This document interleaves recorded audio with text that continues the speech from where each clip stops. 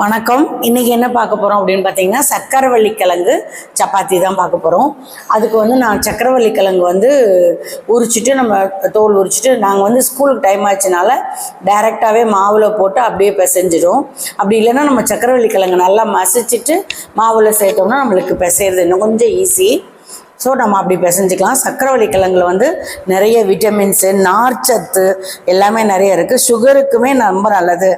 அது இனிப்புவாக இருக்குன்னு சொல்கிறோம், ஆனால் அது சுகருக்குமே நல்லது அப்படின்னு தான் சொல்கிறாங்க. ஸோ அந்த சக்கரவள்ளி கிழங்கு சப்பாத்தி ரொம்ப சாஃப்டாக நல்லா இருந்தது. ஸோ நம்ம அதனால் சக்கரவள்ளி கிழங்குல சப்பாத்தி இப்படி செய்யலாம்.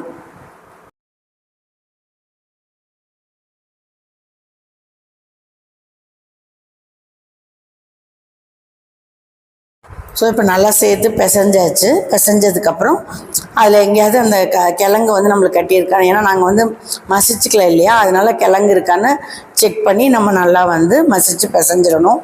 பிசைஞ்சிட்டு நம்ம இதுக்கு நம்ம இன்றைக்கி மிளகாத்தூள், உப்புத்தூள் எதுவுமே போடலை. வெறும் சப்பாத்தியாக தான் குழந்தைங்களுக்கு செய்கிறதுனால சென்னா கிரேவி நம்ம தனியாக செஞ்சாச்சு. இதுலேயே காரம் வேணால் காரம், இனிப்பு வேணால் இனிப்பு போட்டும் நம்ம சப்பாத்தி செய்யலாம். ஸோ இப்போ நல்லா மாவு பிசைஞ்சாச்சு. ஒரு 10 நிமிஷம் ஊறட்டும். அதுக்குள்ளே நம்ம கிரேவி செஞ்சிடலாம்.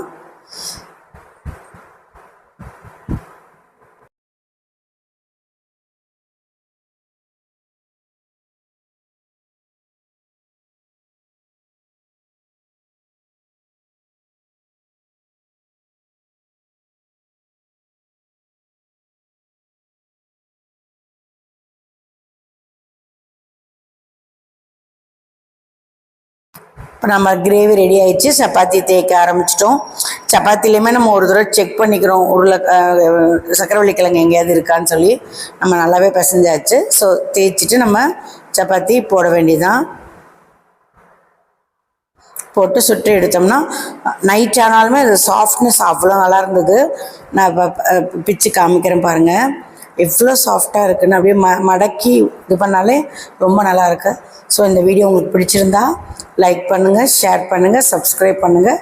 நன்றி, வணக்கம்.